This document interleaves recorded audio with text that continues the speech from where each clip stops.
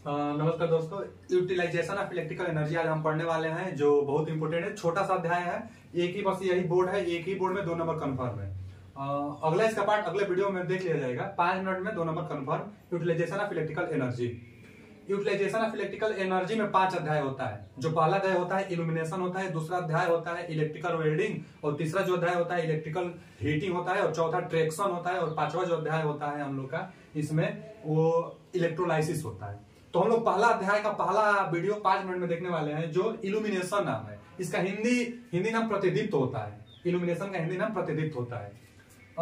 इस अध्याय में इल्यूमिनेशन में सबसे पहला पॉइंट ये समझने वाला होता है कि इल्यूमिनेशन किसे कहेंगे, इल्यूमिनेशन कहते किसे हैं।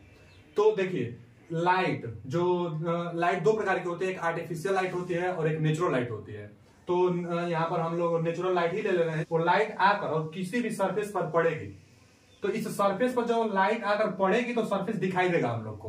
तो जो सरफेस दिखाई देगा इस घटना को इल्यूमिनेशन कहते हैं। मतलब प्रकाश के कारण किसी सतह पर पड़ने से उस सतह का दिखाई देना इल्यूमिनेशन कहलाता है। परंतु उस सतह में परिवर्तित करने का गुण होना चाहिए, तभी वो वस्तु दिखाई देगी हम लोग को।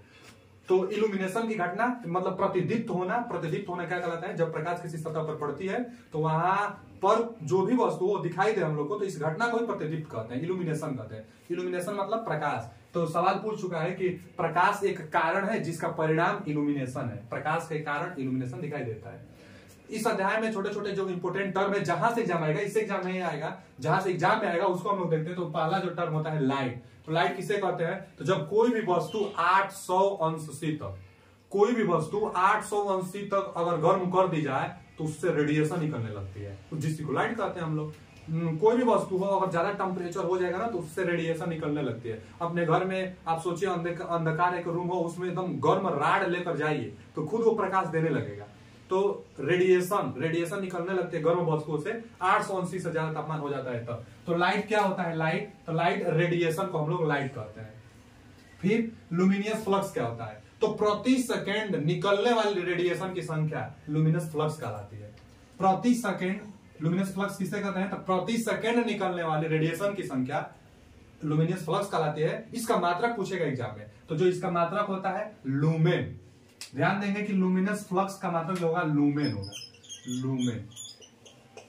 लूमेन इसका यूनिट है। लुमिनस फ्लक्स का मात्रक लूमेन है यूनिट, और इसका जो सिंबल होता है फाई से दिखाया जाता है, कहीं कहीं पर एफ से भी डिनोट कर दिया जाता है। तो लुमिनस फ्लक्स का सिंबल एफ अथवा फाई होता है। उसके बाद सॉलिड एंगल को हम लोग मतलब घनकोण हिंदी में कहते हैं।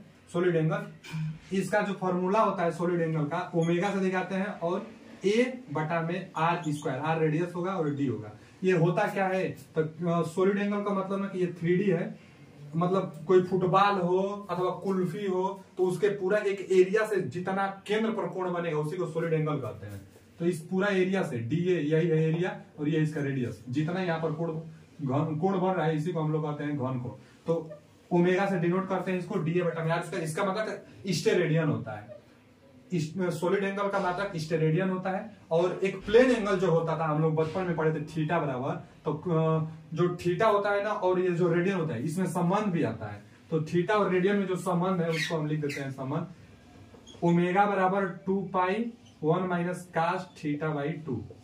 तो ये संबंध है थीटा में और रेडियन मतलब स्टेरेडियन जो ओमेगा होता है। तो घन कोण और प्लेन एंगल में संबंध है। उसके बाद फिर लुमिनस इंटेंसिटी आता है। लुमिनस इंटेंसिटी को हम लोग आई से डिनोट करते हैं। इसका जो मात्रक होता है वेरी वेरी इंपोर्टेंट है, कैंडला। लुमिनस इंटेंसिटी का मात्रक कैंडला होता है। आई बराबर फॉर्मूला इसके लिए क्या होता है? तो आई बराबर इसके लिए जो फॉर्मूला होगा फाई बटा में हम लोग ओमेगा कह देते हैं लुमिनस इंटेंसिटी के लिए। इसका मात्रक कैंडला CD से डिनोट करते हैं। लुमिनस इंटेंसिटी का मात्रक कैंडला होता है, चाहे पावर कैंडला, बहुत बार पूछ चुका है। उसके बाद फिर MSCP, इसका फुल फॉर्म पूछा है, तो इसका फुल फॉर्म होगा mean spherical candle power. Mean spherical candle power का फॉर्मूला होता है टोटल फ्लक्स बटा में 4π। इस पर न्यूमेरिकल क्वेश्चन आता है, तो मीन स्फेरिकल कैंडल पावर दिया जाएगा आपको, और 4π उसमें गुणा कर देंगे तो टोटल फ्लक्स का फॉर्मूला आपको निकल जाएगा। Mean spherical candle power total flux बटा में 4π। उसके बाद अगला जो आता है इल्यूमिनेशन, जो यहाँ पर एग्जाम्पल में समझाया गया था। इल्यूमिनेशन E बराबर, इसका सिंबल E होता है। इल्यूमिनेशन जो होता है फाई बटा में A, एकांक एरिया में पड़ने वाली टोटल फ्लक्स इल्यूमिनेशन कहलाता है। इल्यूमिनेशन का जो मात्रक होता है ना लक्स होता है, चाहे मीटर कैंडल होता है इल्यूमिनेशन का मात्रक, अथवा यहां से भी हम लोग दे सकते हैं कि लूमेन प्रति मीटर स्क्वायर। तो इल्यूमिनेशन का मात्रक लूमेन प्रति मीटर स्क्वायर अथवा लक्स। बहुत बार पूछ चुका है इल्यूमिनेशन का मात्रक क्या होता है, तो लक्स होता है। ध्यान देंगे कि इल्यूमिनेशन का मात्रक लक्स होता है, जबकि फ्लक्स का मात्रक लूमेन होता है। तो जहां फ्लक्स है वहां लक्स नहीं रहेगा, फ्लक्स का मात्रक लूमेन और जो लक्स आया है वह इल्यूमिनेशन में है। तो इल्यूमिनेशन का मात्रक लक्स अथवा लूमेन प्रति मीटर स्क्वायर अथवा मीटर कैंडल भी बोल सकते हैं हम लोग। तो 5/8। अच्छा, इसी इल्यूमिनेशन का 3 फॉर्मूला और आता है जिसको लैम्बर्ट कोसाइन लॉ भी कहते हैं हम लोग। तो देखिए यहाँ पर प्रकाश है, सतह पर प्रकाश पड़ेगी जिसको इल्यूमिनेशन कहेंगे। तो यहाँ पर इल्यूमिनेशन कितना आएगा ए बिंदु पर और बी बिंदु पर। तो देखिए अगर प्रकाश सोर्स से लंबवत इल्यूमिनेशन निकालना है आपको, तो जो इसके लिए फॉर्मूला होगा ये बराबर I/H²। I इसका इंटेंसिटी होगा लाइट सोर्स की और H डायरेक्ट इसका हाइट होगा। तो I/H² कर देंगे तो ए बिंदु पर इल्यूमिनेशन निकल जाएगा। और अगर डी बिंदु पर इल्यूमिनेशन चाहिए, कुछ एंगल पर चाहिए, हॉरिजॉन्टल से कुछ एंगल पर आपको चाहिए इल्यूमिनेशन, तब आपको ये फॉर्मूला लगाना होगा कि I cos θ/d²। और डी ये वाला डी लेंगे हम लोग, ये वाला जो डिस्टेंस होगा ये डी लेंगे। हॉरिजॉन्टल कुछ अगर निकालना, कुछ वर्टिकल से कुछ एंगल पर निकालना होगा आपको तब। तो EB बराबर I cos θ/d²। उसके बाद और EB, तो EB एक और फॉर्मूला EB लिखे हैं, लेकिन ये न दिया हो, जो वर्टिकल हाइट है अगर यही दिया होता है तब ये फॉर्मूला लगाते हैं I cos Q/H²। I cos Q θ/H² EB बराबर। तो EB ये भी फॉर्मूला है, ये भी फॉर्मूला है, ये दोनों फॉर्मूला वहीं पर निकलेगा। देख लीजिएगा यहाँ पर H² लिखे हैं और यहाँ पर D² लिखे हैं। जहां पर D² होता है cos θ, जहां पर H होता है तो फिर cos Q θ लगते हैं। और क्या इल्यूमिनेशन सोर्स से प्रकाश जब पड़ रही है सरफेस पर, तो इल्यूमिनेशन निकालने के लिए दोनों तीनों फॉर्मूला है। न्यूटन के जो गुरुत्वाकर्षण नियम है उससे रिलेटिव करता है, क्योंकि न्यूटन के नियम में भी प्रोपोर्शनल होता है R² के, रेसिप्रोकल होता है, मतलब 1/r² होता है। इसलिए ये बराबर I/H²। तो न्यूटन के नियम से ये भी प्रोपोर्शनल है। उसके बाद फिर जो अगला नियम आता है यूटिलाइजेशन फैक्टर, उसके बाद लुमिनियस इफिशियंसी। तो इसके लिए पूछता है ना, तो जो लुमिनियस इफिशियंसी होता है इसका मात्रक very very important.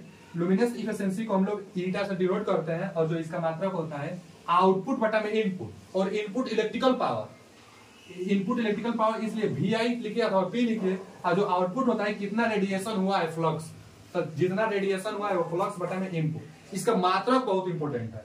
Luminous flux का जो मात्रक होता है वो क्या हम लोग बताएंगे, रेडिएशन है तो इसलिए लुमेन, और ये VI वाटेज है, इनपुट है, इसलिए लुमेन प्रति वाट। तो लुमेन प्रति वाट किसका मात्रक है, लुमिनियस इफिशियंसी का। उसके बाद यूटिलाइजेशन फैक्टर, इसका मात्रक 1 से कम होता है। यूटिलाइजेशन फैक्टर मतलब कितना आप यूटिलाइज किए हैं, कितना आप उपयोग किए हैं। तो इसका मान भी 1 से कम होता है। क्यों? क्योंकि इसका जो फॉर्मूला होता है कि प्रेजेंट टाइम में आउटपुट जितना मिला है वो बटा में इनिशियल टाइम में जितना इनपुट मिलता था, जितना आउटपुट आता था प्रारंभिक टाइम में वो जितना प्रेजेंट टाइम में मिल रहा है। तो पहले बहुत ज्यादा रेडिएशन निकालता होगा लाइट, तो इसलिए इसका मान 1 से कम आ जाता है। माने प्रेजेंट टाइम में रेडिएशन और इनिशियल टाइम में रेडिएशन, तो इनिशियल टाइम में ज्यादा रेडिएशन तो भाग देंगे तो 1 से कम आ जाएगा। तो यूटिलाइजेशन फैक्टर का मान 1 से कम होता है। एक बार और हम बता दें जो जो इंपोर्टेंट है इसमें, ये इंपोर्टेंट है लुमिनियस इफिशियंसी। इसका मात्रक लुमेन प्रति वाट होता है। फॉर्मूला आउटपुट बटा में इनपुट, इनपुट इलेक्ट्रिकल पावर होता है। तो लुमेन प्रति वाट लुमिनियस इफिशियंसी का। इल्यूमिनेशन का ये 3 फॉर्मूला जिसको लैम्बर्ट कोसाइन लॉ कहते हैं, 3 फॉर्मूला में ये दोनों फॉर्मूला बहुत इंपॉर्टेंट है। दूरी के वर्ग के व्युत्क्रमानुपाती है, इसलिए इस बात को ध्यान देते रहेंगे। उसके बाद लुमिनियस इंटेंसिटी इंपोर्टेंट है, जिसका मात्रक इंटेंसिटी कैंडला, हिंदी में इसका नाम ज्योति तीव्रता कहते हैं, जिसका मात्रक हम लोग कैंडला कहते हैं। उसके बाद सॉलिड एंगल, स्टेरिक, इसका मात्रक लुमिनियस प्लस का मात्रक लुमेन होता है। थैंक यू, धन्यवाद।